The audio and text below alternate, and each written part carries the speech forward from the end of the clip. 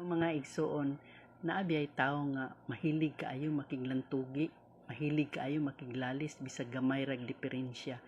Tungod kay ipaila maguna niya nga siya bright, siya isog dihang dapita. Ug ikaw pod nga nakasabot ka, naa ka sa insakto, matarong nga panghuna-huna, dili ka mo tumpang niya pero iya jud kang hagiton. So kinahanglan kana nga tawo likayan nimo igsuon kay kana iyang pakiglalis dili na Dios nun, tungod kay magpataka ra to siya sulti nga dili maayo. Nag-ingon bitaw diri sa 2 Timothy 2 verse 16, likay ang binuang og dili Dios nun nga lantugi nga mas nakapahilayo lamang sa mga tao gikan sa Dios. O kay mo manlupad naman tong dili maayo niya nga sinultihan.